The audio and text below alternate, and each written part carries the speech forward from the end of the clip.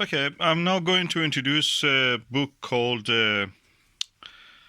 Salad Leaves for All Seasons Organic Growing from Pot to Plot by Charles Dowding. Charles Dowding, I know him for many years now, probably, so, yeah, more than 5 years now. I've met him. He's the most pleasant, nice person you can meet in your life. He's such a gentle soul. He's so free from, people are jealous, people are, full of envy, people can be really nasty toward each other. I've not seen any of this in this person. He's a pure angelical soul. And I think most of it is because of his own nature, first of all. And second, because, growing produce, growing plants, being a gardener makes you a gentle soul. Look at, for example, Prince Charles. You may not agree with whatever politically is said about, but you cannot deny that Prince Charles is a pleasant person in the sense that he's a he's a gentle soul. Charles Dowding is a gardener, and as such, he's also a gentle person. This is and a gentleman. He has his small holding in the Somerset at the moment. He used to have it in the what is it called now? Zimbabwe or Zambia? Yeah, Zambia, and what was called Rhodesia.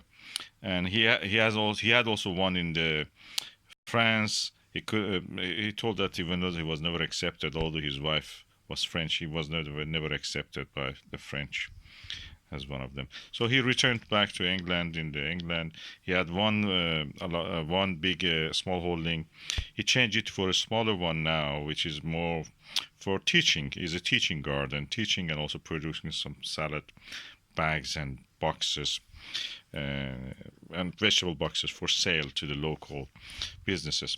One of the best books that he has published and is called this Salad List for All Seasons is is a really good book. I can tell you that.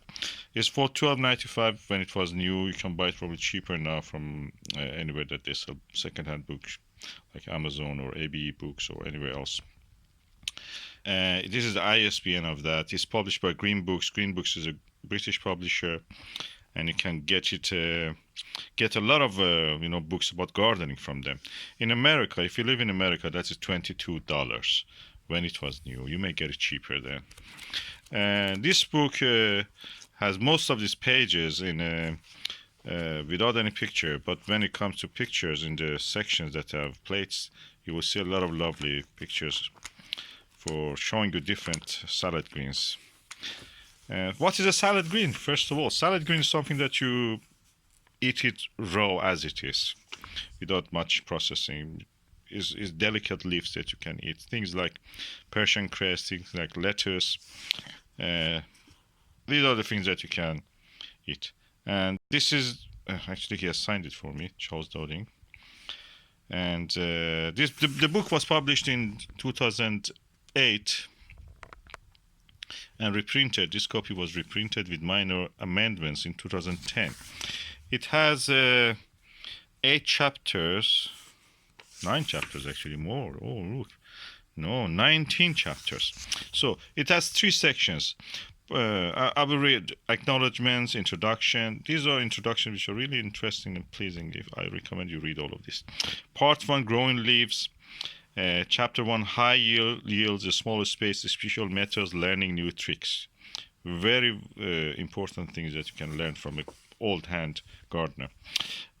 Chapter 2, vital knowledge for successful harvest, less sowing, more picking. So I see many people actually do the mistake removing the whole plant when they want to harvest salad leaf or any other plant. We should not really do that. Just pick as much as you want from the leaves, especially salad greens. You just leave the rest of the plant in the soil so it will continue to grow and give you more leaves. Chapter 3, sowing, planting and harvesting through the year. An experiment with salad beds. Chapter 4, smaller spaces and micro leaves, growing in confined areas and picking baby leaves. That's what you can do even in your kitchen's windowsill practically. Things like the pea shoots and the cress. Sometimes you can buy them even in shops. They sell these kind of things, like a little pot full of the lettuces, baby leaves, and such things.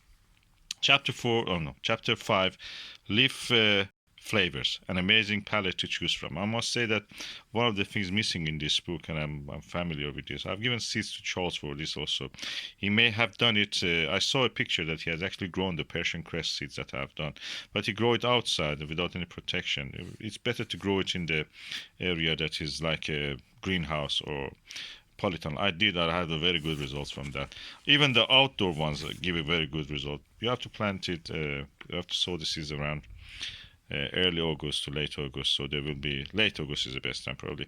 So they will not go into seed, or they will not they will not be small when the winter hits, the frost. Although they are very winter hardy. Chapter 6: Sowing, grazing, sustaining healthy plants indoors and outside. Chapter 7: Cosmic leaves, bringing new energy to soil, plants, and ourselves. Of course, there are issues about biodynamics that he discusses here. I personally don't believe much in that, but I respect what he thinks about that. Chapter 8: The Unwanted, coping with the slugs and other pests. Part 2: Salad leaves, seasons of harvest. And these chapters go on. You have to read the whole book for yourself. The part 3 is a celebration of outdoor leaves. Let me go again. Chapter 9: Leafing through seasons, changing ingredients through the year. Chapter 10: Recipes for all seasons. Leafy meals month by month. That is very important. It can be really helpful. Contents, again, part 3 is a celebration of outdoor leaves. Chapter 11: Lettuce, clean and plentiful leaves. Chapter 12: Endives and chicories, bitter leaves that you really can enjoy when they're in the right mixture with other leaves. Chapter 13: Leaves of the cabbage family, oriental leaves like kale, caracas, and others, mizuna, mibuna, and pak choi and other things. Chapter 14: Spinach, chard, and beet, they are the same family. You can multi-sow them. Strong flavors they have. Chapter 15: Exotic tastes and colors, the small amounts of large flavors. Chapter 16: Herbs and flowers. You can mix and match. Some herbs, some flowers are actually edible. You can use that. Chapter 17: Outdoor winter salads, difficult but precious. You can have it at a time that other things are not available. And part 4: Indoor sowing and growing. Chapter 18: Indoor sowing, earlier growth, stronger plants, more harvest. Chapter 19: Salad leaves through the winter. That is very important. I like that. I'm doing it every year. And resources, organizations, suppliers, and publishers, publications, and index. This book is in total, as far as I can see here, is in 200 pages. You have to read it. I'm growing based on this book. If you see, I have a polytunnel and I can have salad leaves throughout the winter and all the seasons almost. It's because I had used my own knowledge. I've heavily relied on what the Charles Dowding says in his website, in his videos, in YouTube videos. Watch their videos. And reading the lovely books that he has written. The best companion for the cold winter nights. And beautiful book also. I recommend this book. If you want something to know and grow for winter, and you don't want to just have something in the summer, only gardening in the summer, and you want through the winter to have any salad greens, anything that you can actually pleasantly, surprisingly enjoy, grow salad greens through the winter, I recommend this book.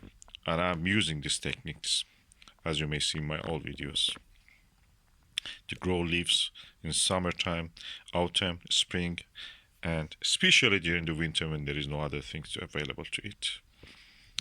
I wholly recommend this book.